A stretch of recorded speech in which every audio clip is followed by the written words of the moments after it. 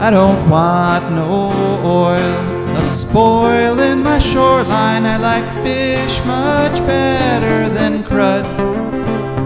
I like birds and things, a-creeping and crawling. Won't trade no more oil for blood. The sun done give us all we need to make this country run. But that black demon oil's got us fussing and fighting, and I do believe it's time we was done. I don't want them nukes run by them kooks who think radioactivity is fun. No more three-headed frogs or kids with leukemia. Nuclear power ain't fit for a dog. The sun done give us all we need to make this country run. But that nuclear power's got us fussing and fighting, and I do believe it's time we was done. No nukes!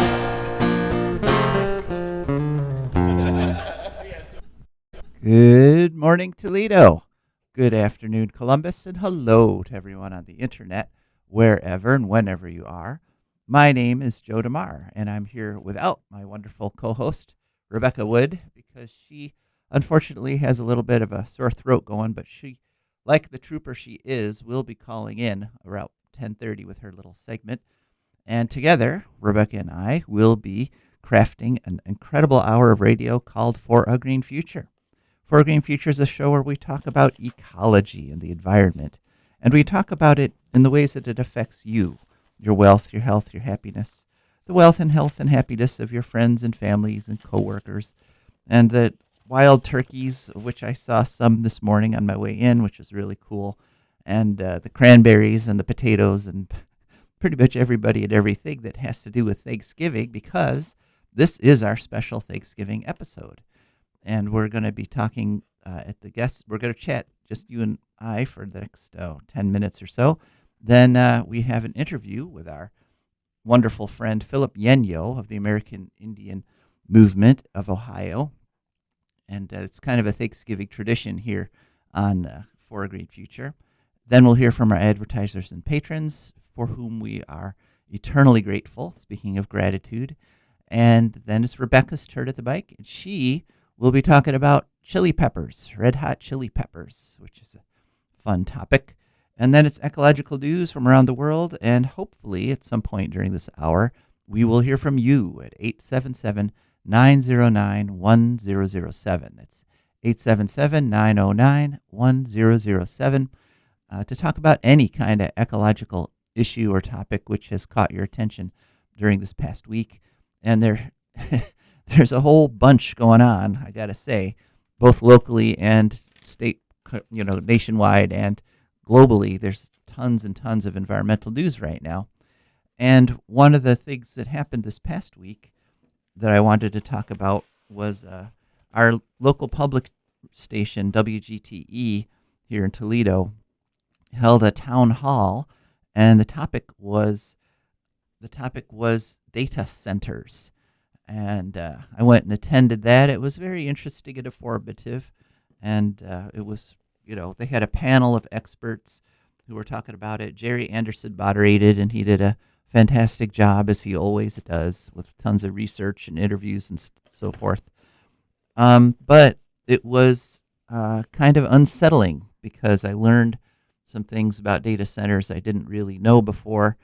And I have actually sort of been holding my judgment on data centers because, you might not think it from all the environmental news that I do, but actually I am a bit of a tech guy. I was there at the very beginning of the computer revolution there. I actually worked in the 80s, the early 80s. Well, actually, yeah, the very early 80s as a computer consultant for a while before it really took off as a as a very profitable profession. I have a tendency to get into things and then get out of them just as they're about to take off. And so I was a computer consultant before computer consultants made a ton of money, just like I was a wind farm prospector just before wind really took off as a big industry in the United States. But anyway, so I've been kind of iffy on data centers because I do like tech, but what I learned at this town hall meeting really kind of tipped me over into the anti-data center thing. And one thing that I was very grateful to see was there were tons of people there, tons and tons of people who care about the rural character of most of Northwest Ohio, who don't want to see it turned into industrial data mining. And these data centers, I learned some disturbing facts about them. One, we've reported before because Meta told us in an interview that they have a closed loop cooling system at the one that's going in right now, just north of Bowling Green and south of Perrysburg. Well, I learned that the closed loop systems still require 30 to 40,000 gallons of water every day to keep the loop topped off, because they lose 30 to 40,000 gallons of water every day to evaporation. And that, just for some context, that's about as much as a typical household uses in a year. So every day, even the closed loop systems use as much water as a household does in a year. So it's like adding a city of 300,000 to your locality, to your municipality. Now, the pro data center people actually got most of the time at the mic. They, in fact, they had a fella there who is a data center developer, a guy who has been responsible for many data centers that have gone in Virginia, which has the most data centers in the country. And unfortunately, in addition, he said the whole thing is you got to have data centers done right. And the way he described having it done right is to have behind the meter power, which that is all well and good, except that the behind the meter power he's talking about is natural gas generators. And that, of course, puts millions and millions of tons of CO2 into the atmosphere. And, methane, natural gas, the act of fracking puts as much waste methane into the atmosphere as ends up getting used by the generators or whatever. And methane, of course, is many times more potent as a greenhouse gas. So they're saying, we need to have behind the meter so we don't hurt the environment, don't put stress on the grid, but that behind the meter is going to be even more carbon, fossil fuels going into the atmosphere, which hurts all of us. Okay, data centers help some of us and hurt all of us. They kept harping on the fact that data centers are like infrastructure, and they kept saying, well, if you use email or if you use social media, you're using data centers, so you're complicit. But of course, we've had all those things for decades now without these massive super data centers that they're building, these structures that are city sized in terms of their demands on water and the grid and the electricity. And their campuses cover 300 or 400 acres often. And I actually, after it was over, I managed to buttonhole there. I managed to have a quick chat with the fellow who is a data center developer who came and, to his credit, sat there and took a lot of negative comments from a lot of people, because most of the people there were opposed to all these data centers that are going in. And I asked him, I said, you've got 300 or 400 acres there, and you're talking about behind the meter power. Why aren't you covering your huge rooftops and your parking lots and your campuses with solar panels, so you can help shave off some of this? And he was very dismissive. He said, that's not how my analysis goes. And he was saying that in order to meet their power demands, they would need 3,000 or 4,000 acres. And the thing about that is that at the most critical times, during the hottest part of the hottest, sunniest times of the year, when their data centers are demanding the most power, having 3 or 400 acres of solar panels will make a huge difference in terms of shaving off the spike. And the spikes are what make electricity expensive for everybody on the grid. It would get rid of the worst part of their demand, the part where we're all subsidizing them because we have to pay for the spike for the prices that go up during these high demand days. And every little bit helps. And but he was focused on doing things in the old dirty way. So they keep talking about how these data centers are like the wave of the future and they're going to improve all our lives, but they're focusing largely on nuclear and natural gas power to do it.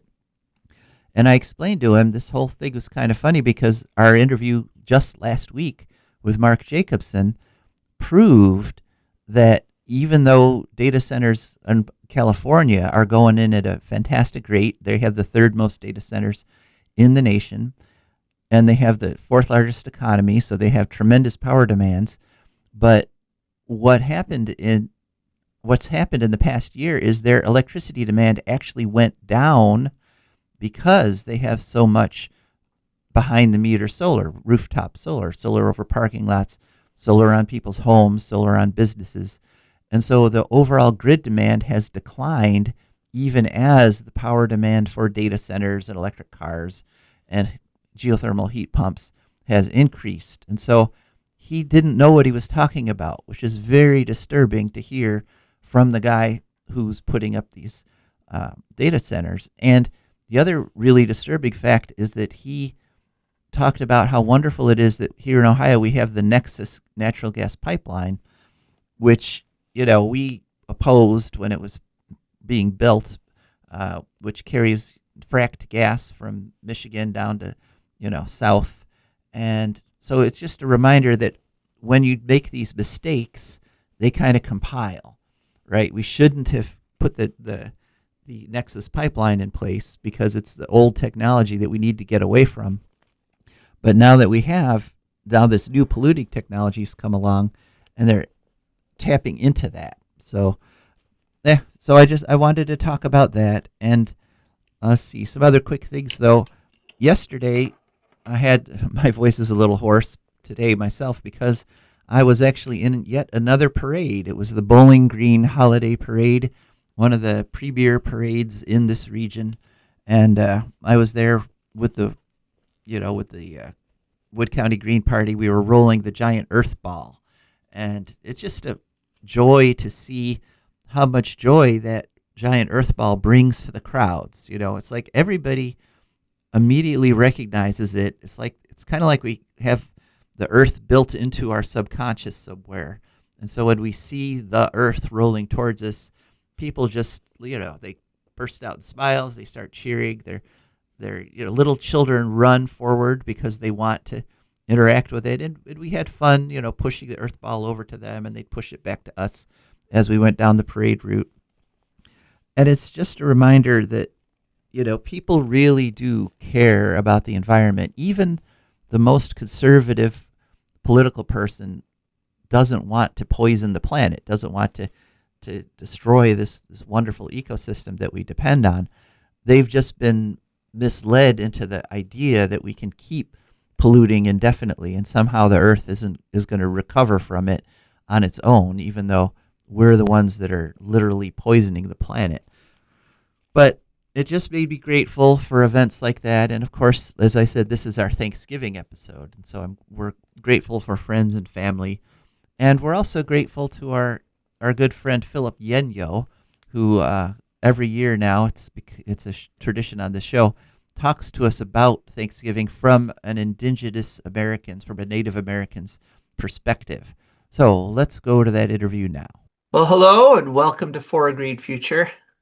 Could you please once again remind us of your name and who you're with? My name is Philip Yenyo, and I'm the executive director of the American Indian Movement of Ohio. All right. Well, welcome again, Philip. This is definitely a For a Green Future tradition here. It's talking about Thanksgiving with you before the holiday, just before the holiday.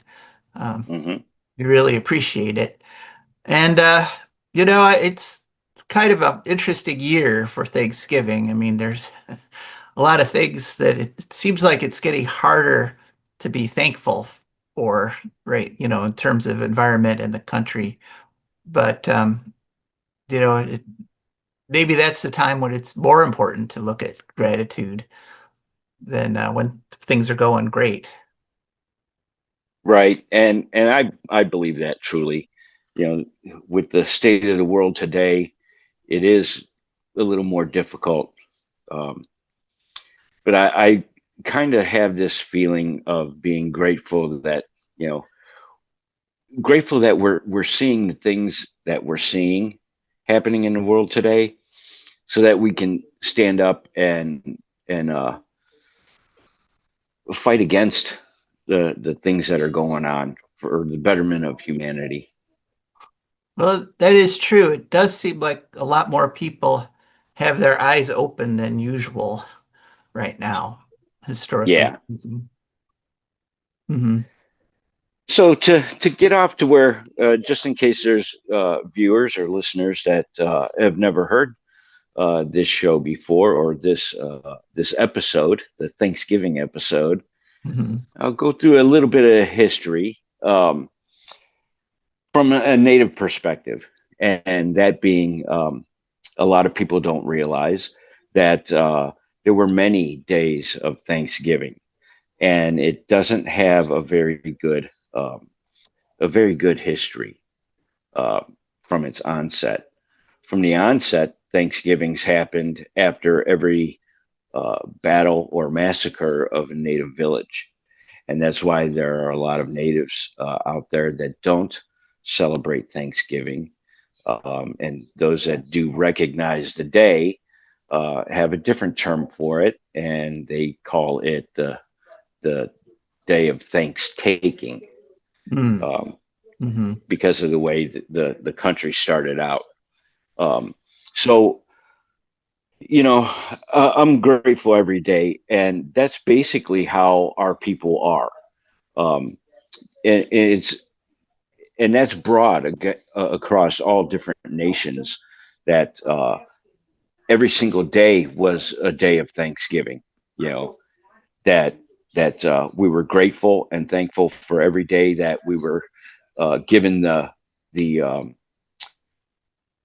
the honor of walking upon Mother Earth every day. We were thankful for everything that we had: the plants, the trees, the rocks, the things that made our lives a little bit easier, living that kind of way back then. Hmm. Nowadays, we're grateful that we were able to survive uh, the atrocities that took place. A lot of different nations out there are grateful for it. Um, Today, and it's difficult for me today uh, to see some gratitudes because of the way the state of the world right now. And then personally, uh, I have to remind myself sometimes to be grateful. And that usually starts at the beginning of the day before my feet even hit the floor when I wake up, um, saying a prayer and thanking Great Spirit for allowing me to walk upon Mother Earth in a sacred way again. Hmm. So when you say Native Americans are grateful every day, it goes beyond just a feeling of gratitude. There's actually a formal, you know, expression of thanks. It's sort of saying Yes, thank you. yes, definitely. Hmm. Yeah, I've been thinking lately, there used to be a thing that families would do on Thanksgiving is they would do like a little play acting, like a little pageant sometimes, where they would pretend to be pilgrims and this is a thing way back in the 60s. And I was thinking what would that be like today now that a lot of us who only knew the sanitized history, that first Thanksgiving and how wonderful it was with natives and pilgrims living, eating together. And Right. I was thinking, what if we redid that pageant idea, but then carried it on to the next 100 years or so, where Yeah, where I think what it reminds me of is that the Adams Family movie where Wednesday was at summer camp, and she unceremoniously decided that she was going to tell the truth to everybody and freaked Mhm. everybody out. It's a classic, and a lot of natives do like to post that on Facebook or social media. It's just you Mhm. know you Yeah. you get a chuckle out of it, but some people they don't realize that that's what happened. So Mhm. it's I think it becomes a shock to people when they realize that the things that they were taught in school um, were not true or Mhm. half truths, Right. um, and it just reminds us that we really need to think about the things that we're teaching our children.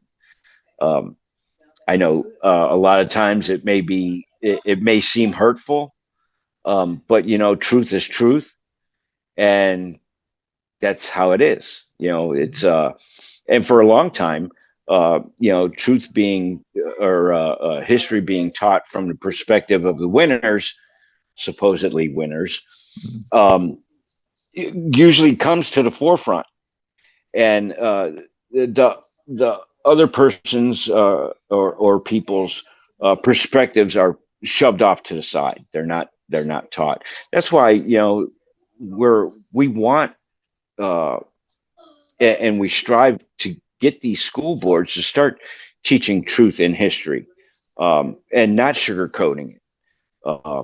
I think people get a better perspective of where the country is going. They get a better perspective of uh, what the people are really like. I mean, it's hard sometimes though, and Mhm. especially with this administration that's getting rid of all these things like their whole misconception of DEIA and all Mhm. that, and getting rid of all these programs. I mean, look what they did to the Smithsonian. Uh, Trying to change things uh, in the Smithsonian where it pertains to Native people, where it pertains to African American people. You know, Mhm. People need to stand up and say, "Hey, enough is enough. You can't do this. You gotta." We understand you're patriotic, but at some point, your patriotism is basically whitewashing everybody else out of existence, and Yeah. they keep this claim of they're replacing us, or they're wiping us out, or they're uh, erasing history. Well, no, we're just telling the truth and adding to what is already known. So Mhm. Yeah. I think a lot of people, for many decades, that kind of those kinds of decisions that to whitewash things were kind of in the background, and a lot of people are sort of blissfully unaware that was going on. One thing this administration has made crystal clear is that the decisions to do things like knock down the contributions of Native Americans or to our country and knock down the contributions of African Americans and other ethnic groups, that the decision to push all that to the side is a very conscious decision by some people, by a minority of people right, who profit from not having the whole story come out. Um, so, but I think, one of the reasons that I still celebrate Thanksgiving, and one of the reasons I like to have a Thanksgiving special every year on the show, is because the feeling of gratitude, I think, is essential to maintaining good relations with, like, well, any person, any other people, and the sort of the ecosystem as a whole. If you're not grateful for the air, for the water, for the fish, for the birds, you're not going to care about them, and you're not going to take care of them if you basically take them for granted, if you don't feel that connection that gratitude creates. right, and yeah, it's I think being grateful for all those things. um, just being grateful for life itself. You know, being grateful that we were created. Me being not only being native but being multicultural. Mm. I'm grateful for all the other people in the world. That have different ethnic and cultural backgrounds. I see, for me personally, I see things a little bit different than somebody that comes strictly from one ethnic group or one culture or cultural society culture. Um, so I think it allows me to be more appreciative of other people's cultures and heritages. Um, that's not to say that the whole thing with Indigenous Peoples Day and or even like this month, Native American Heritage Month. Um, our thing about Columbus is why honor a guy that was like this? You don't see Germany honoring you know the man with the funny mustache. Hmm. There's no Right. monuments to him. Um, and so our us wanting to have that day, and wanting to change Columbus Day to Indigenous Peoples Day, it's not that we want to stop Italians from celebrating their culture. They have a rich culture. It's just don't celebrate this man. you Hmm. know there are many more uh, Italians throughout history that contributed so much more to society than Columbus ever did.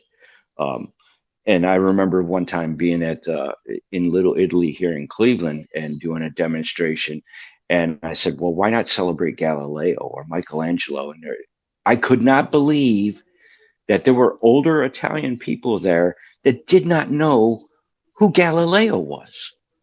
It just shocked me. And they're like, who's that? I'm like, what do you mean, who's that? Are you kidding me? you That is know, crazy. it, it's Yeah.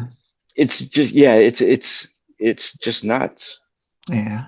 Yeah, I am Italian American, and yeah, it did hurt to give up Columbus Day, but if you look at the history, the guy was a monster. I mean, Yeah, he just can't be defended. And he kind of set the tone and set the stage for the next 400 years of interactions between the Europeans and the indigenous peoples. right. Yeah, I Yeah, and often, I was quite surprised to see that there were some groups out there, Italians against Columbus Day, and I was like, and they reached out to me and invited me to their Facebook page, and they're talking to me, and I mean, great interactions, great people, yeah. that see, they actually see and and are aware, and that's really, some people would say that's woke. Oh, we can't have woke. Oh You my. know, Yeah. they take that term and they twist it to their own belief system and make a good thing bad, or make Hmm. a good thing sound bad, and that's sad that Hmm. happens. But those Well, that are, I call it being enlightened. Those that are enlightened see right through it. mhm. Yeah, well, and I guess that is something to be grateful for, that there is that today. There are the people that are trying to get at the truth and look at it without flinching, without retreat. Right, right. So, and I like to think those are the kinds of people that listen to this show. Uh, I so just I just hope that everybody, we're all going through a tough time right now. My tough times are still going on.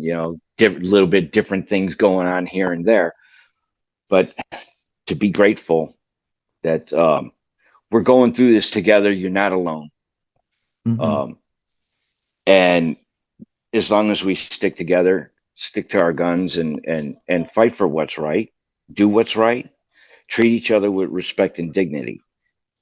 Um, that right there is being grateful. That's showing your gratitude. um and like I said, it's it doesn't seem like it's going to get any easier for the next few years, but we got each other, Yeah, and that's what matters. yeah. That is how I start every show, actually, as I say, like it or not, we're all wrapped up together on this one tiny little ball in space, no matter who we are. So, Hmm. well, all right. Well, Philip, thank you so much for continuing this tradition. Joe, it's always been an honor and a pleasure to be invited to do this with you, and I greatly appreciate that. All right. Well, and I hope you have a happy Thanksgiving. So, Thank you. You too. all right. Thanks. So long. That was our interview with Philip Yenyo.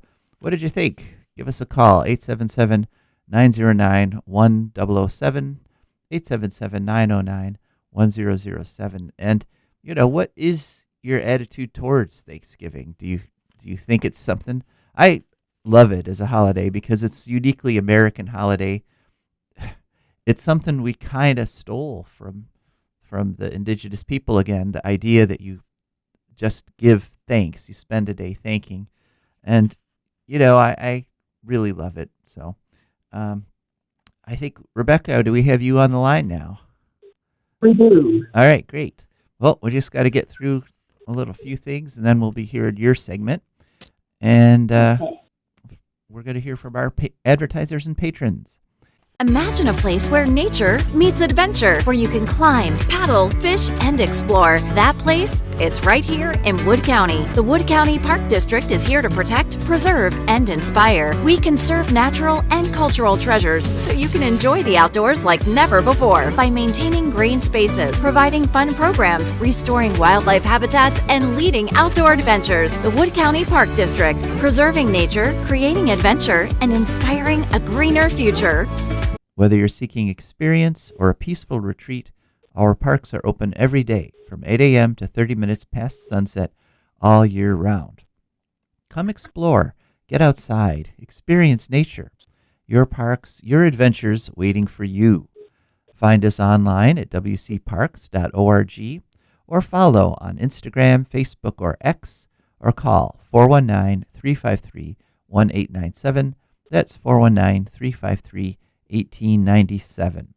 The Wood County Park District, preserving nature, creating adventure, and inspiring a greener future. And of course, For a Green Future is also brought to you by our patrons. And our patrons are just fantastic people for whom I am more and more grateful every day. And they've gone to patreon.com, that's Patreon, and there they searched Patreon for a Green Future. Up popped our Patreon page. They scrolled through and looked at the different membership levels, picked a membership level that matched their budget, or created their own membership level. And now every month a little bit comes out of their account, comes over to us. And I can't emphasize enough just how helpful it is to have that steady monthly income to keeping the show on the air. So thank you very much. And one more announcement. From Joe DeMare and the entire FAGF team. The future isn't imagined, it's built. We are renovating For a Green Future to fit the needs of every generation. New leadership, a refreshed mission, and a digital backbone powered by AI to deliver timely climate action right to you. We hired Shabazz Khan as our media and communications specialist. Our media and communications will be connecting people with science, solutions, and stories that matter, faster, clearer, and more accessible than ever. The torch is steady, the flame is bright, and the message is simple. Care for the climate, care for each other, and act with knowledge, because the future belongs to those who prepare today. Visit Joe DeMare foragreenfuture.org to join, learn, and act. And, of course, we also have, I forgot to mention at the start of the show, we have texting available if you don't want to call in at 877-909-1007. You can text 419-973-5841. Okay, Rebecca, it's all you. How you doing? Well, I'm sick, but that's why I'm calling in. But probably I will survive. Anyway, this week I made, yeah, all things going well, yeah. This week I made chili, and it made me think, like, it tastes a little bit weird because I think I put coriander and Thai curry in it or something. But yeah, so I wanted to maybe think about chili and the various ingredients of chili. And of course, the first one is chili powder. That's what, all of the recipes say you got to put in it. That's one of the things anyway. Maybe cumin too, but yeah. And if you look up what chilies, you always get ancho chilies because they have a nice kind of a mellow flavor, and they're a little bit spicier maybe than your average bell pepper. So then you can build on that and have that as your base and put other spicier peppers in for specific flavors that you want. But yeah, so I'm calling this segment That Ancho Chili because if there's only one left on the plate, it's mine. So yeah, the ancho chili is basically a dried poblano pepper, which are kind of like bigger peppers, a little bit bigger than average, some of them. And it has like. Uh-oh. Wait. Yeah, well, I guess we're going to have to see what's happening with Rebecca's chili recipe next week, maybe.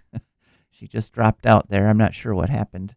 But we'll carry on with the show, and if she comes back, we'll let her start talking again. So the next thing we have on our agenda is ecological news. And so here we go. First story, and this is personally a real difficult one. I actually listened to this show this YouTube channel called What Da Math, and it's a channel done by Anton Petrov, and usually he's talking about astronomy, things like the comets that are zipping through the solar system right now, and new astronomical stuff that gets discovered. But this past week, he did a show on microplastics, and apparently this is something he's been researching for a long time. And he referenced, so the title of his episode that aired on November 16th was Alarming Effects for Microplastics on Human Health, Several Major Studies. And we've been kind of holding off on, as a society, we've been kind of holding off on the idea that we have to do anything about microplastics because there were always these disclaimers whenever there'd be reporting on it, that would say the effects on human health are not clear at this point. Well, they've become clear because a lot of scientists have been doing a ton of research on them, and they found some really alarming things. One thing that we need to talk about is the difference between micro versus nanoplastics. Microplastics are less than 5 millimeters, but nanoplastics are in the nanometer range, so a thousandth, of a meter versus a millionth of a meter. One of the big things that he talks about in that story is that microplastics have been linked to dementia in the brain. So, unfortunately, somehow microplastics and nanoplastics can get past the blood-brain barrier, and people with dementia have higher levels of microplastics in their brain. And he cited a study in the Journal of Hazardous Materials that said that they can actually, once they're in the brain, they can mess up the mitochondria, which are the energy cells, the energy parts of the cell that run your brain cells. That was a study on September in 2025, and essentially, yeah, they also found the route to the brain in another study, and apparently they follow the olfactory nerve. In other words, the nerve that you can smell things.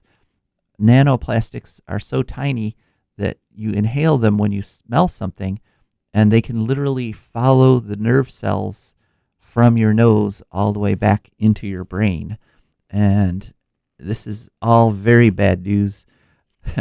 I have been carrying plastic bottled water around in my car, and after I heard this story, I actually looked at it and saw there were little sparkly things in the water that look like little bits of plastic left over from the bottle manufacturing. And so I have not drunk any plastic bottled water since I watched this report by Anton Petrov. They have lots of other routes into the body, in other parts of the body. They can get into your lungs. You inhale them. They get to every single organ from, heart, lungs, liver, pancreas, you name it. They have been found, nanoplastics and microplastics have been found in the highest clouds and the deepest ocean, and each of us ingest or absorb 880 to 70,000 bits of microplastic every day. And so it's really, and we're making 400 million tons of more plastic every year globally, and so it's a growing problem, and the response to it has been muted. It was several years back. I guess it was about 7 years ago that this story broke that these microplastics were everywhere, and there was some immediate pushback. There were some things like a lot of municipalities instituted plastic bag bans. Like that was seen as the first step towards weaning us off plastic altogether. And there were huge political battles over plastic bag bans. We had one there in Bowling Green where, we were trying to push to get a plastic bag ban, and took about a year. It was tons of negotiations. Both Republicans and Democrats agreed to do it. And then at the very last minute, one of the Democrat city council people flipped sides. They went to the pro plastic bag ban, they came out in favor of plastic bags, and the whole thing collapsed. It was a very frustrating experience. But a lot of the largest municipalities in the world, like New York City, have plastic bag bans, and they're doing fine. After the COVID thing, the whole idea of trying to ban plastic bags kind of died, because at the very beginning, people were afraid they were sources of contagion, which they never were. But the whole movement to ban plastic kind of lost steam after that. It's time for it to pick up steam again. We now that we have absolute proof that these bans are, in fact, or that the plastic is getting into us, into every part of our bodies, and having damaging effects, it's time to stop making plastic. Next story. This is a really critical one that is not getting the attention it deserves, but the capital of Iran, Tehran, is being abandoned. 10 million people it looks like, are going to have to evacuate that city because Iran has had 6 years of drought. And the president of Iran has said, President Pezeshkian has said that Tehran can no longer be the capital of Iran because without water, you just can't function in any way. You can't have a capital city where people can't survive because there's not enough water to drink. The 6 years of drought has essentially caused people to start hoarding water. So if you go to Tehran today, the water is being shut off periodically. Every day there's not enough water to meet all the needs, and so for different periods of time they shut water off, which means that everybody is hoarding water in addition to trying to use it when the tap does work. And so all the apartments, you'll see, if you visit somebody, they have piles of like gallon jugs filled with water that they fill up when the water runs, and then try to use it to flush the toilets and stuff when the water gets shut off again. Tehran is near the Elborz Mountains, and usually at this time of year, the fall rains have come and refilled the reservoirs, and the mountains are supposed to be covered with snow right now, and they're completely dry. There's simply no snow on the Elborz Mountains, and which means no water in the future, no water coming to Tehran in the foreseeable future. They have started cloud seeding to try to force it to rain, and that is a futile effort. They might get a little more rain here and there doing it that way, but you can't get over a drought using cloud seeding. One interesting thing is that they have started really severely persecuting environmental activists in Tehran and Iran, the people that are saying we need to get off fossil fuels because the fossil fuels are causing global warming, which is causing droughts, and that's killing us. The government's response to those people is to arrest them and execute them. So that is what you would call maladaptation in ecological terms, when an organism does exactly the wrong thing and it causes them to go extinct. That's what's going on, because those are the people that the government should be listening to, not people in places like Saudi Arabia, which they have switched over to massive desalination. So the president, I said he wants to abandon Tehran, but what he wants to do is move the capital to the coast, near the coastline, so they can use desalination to take salt out of the water. The problem with that, of course, is severalfold. One is that they're using fossil fuels to run the desalination plant, so those take massive amounts of energy, and that puts more CO2 into the air. But also, when you desalinate the seawater, you take the salt you've removed and you dump it back into the ocean, which is exactly what Saudi Arabia is doing. So yes, they have fresh water, but they've made the surrounding sea so salty nothing can live in it. So they've lost fish, they've lost shellfish. There's no life in the ocean around the desalination plants, and that those dead zones are expanding as the amount of salt keeps increasing.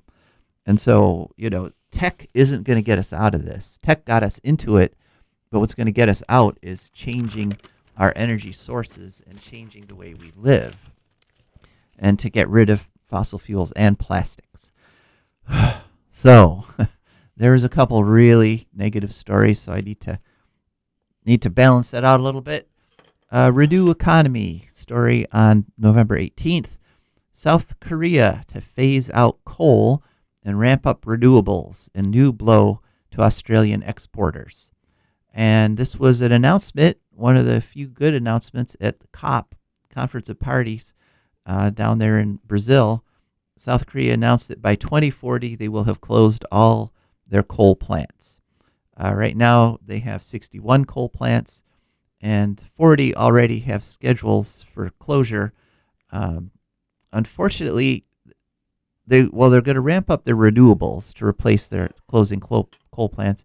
But South Korea also is big on nuclear power, so they're claiming they're going to do this with both renewables and nukes, which is kind of crazy because it takes 10 years to build a nuke. So hopefully South Korea has been very slow in ramping up renewables because they've relied on their nuclear, but now they're saying they're going to go heavy into wind and solar power and geothermal power. And so doing that, once a country starts down that path, they find that the renewables are so much cheaper, faster, quicker, cleaner than the nukes.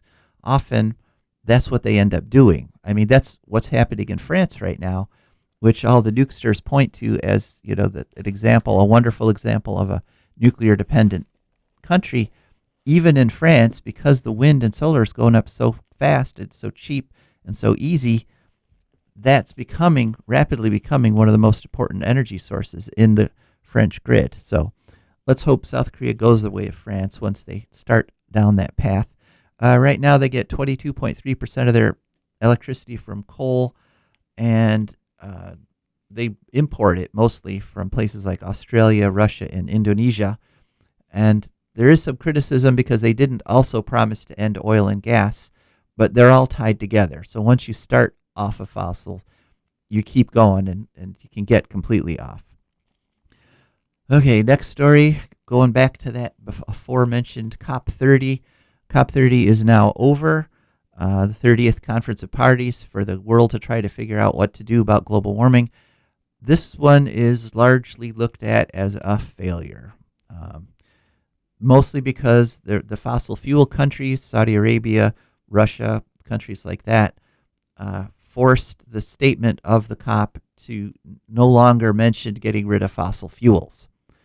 And, 2 years ago they said we're going to get rid of fossil fuels.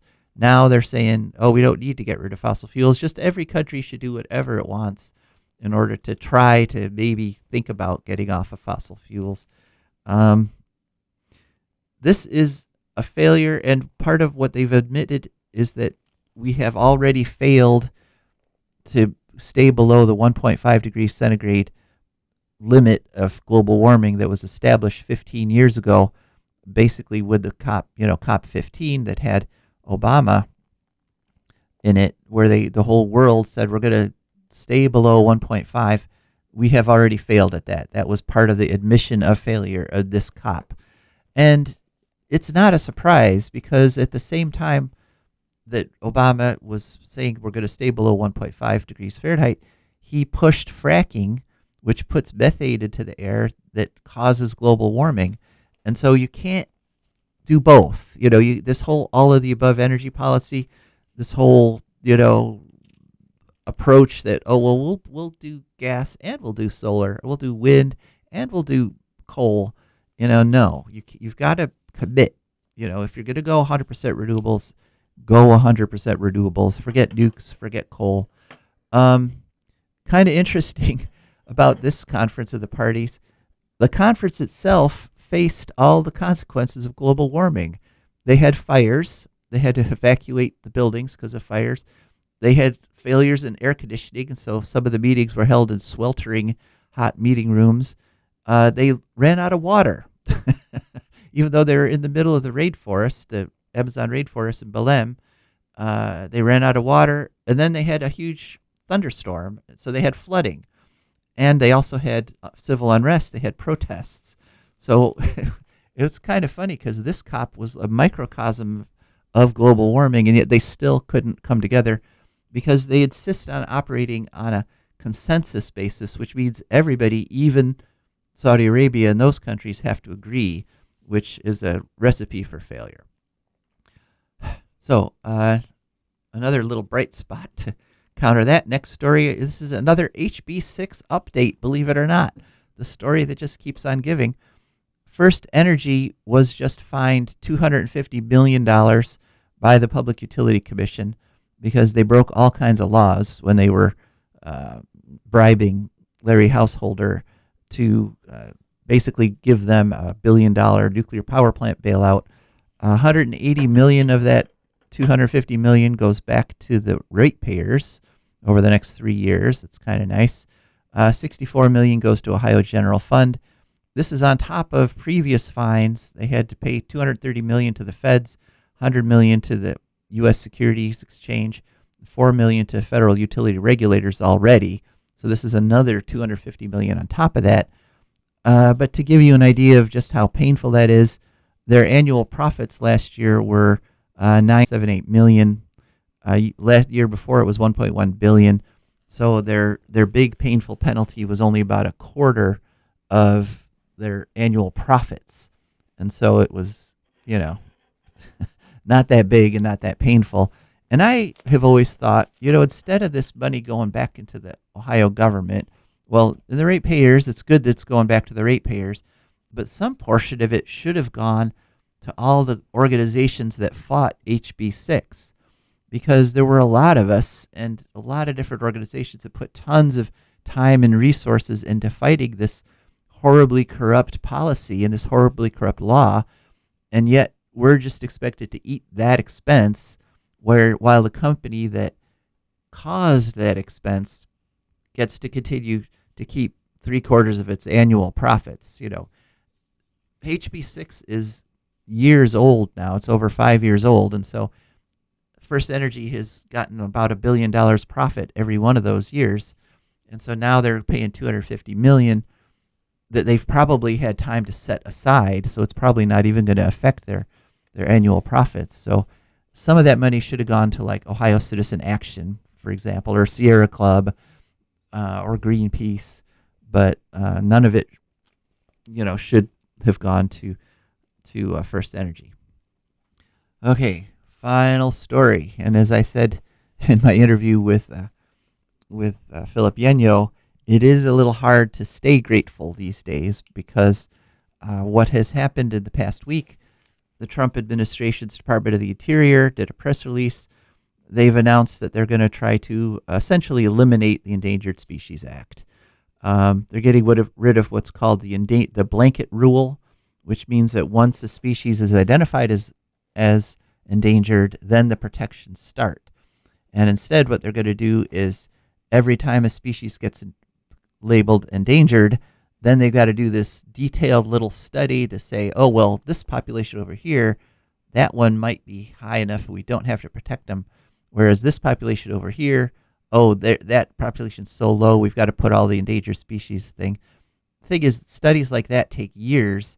And in the meantime, the endangered species will die out. And so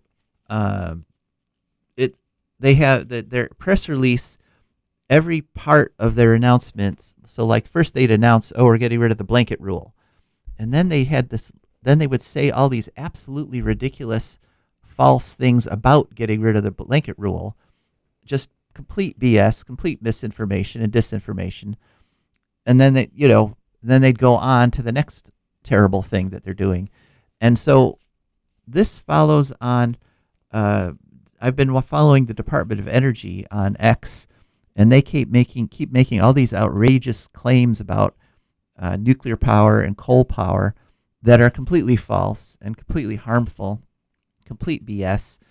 And so, also, the Department of Labor last month released September job figures that nobody believed because everybody is getting out of work. Nobody can find jobs. And so it's just part of this whole thing. And one thing I am grateful for is that people are waking up to the fact that this administration is trying to destroy the environment, and nobody, even the most conservative person, wants to do that. So thank you all. Thank you so much for listening. Have a great Thanksgiving. This is Joe DeMare signing off. You believe it's time we was done. I don't want them nukes run by them kooks who think radioactivity is fun. No more three-headed frogs or kids with leukemia. Nuclear power ain't fit for a dog. The sun done give us all we need to make this country run. But that nuclear power's got us fussing and fighting, and I do believe it's time we was done. No nuclear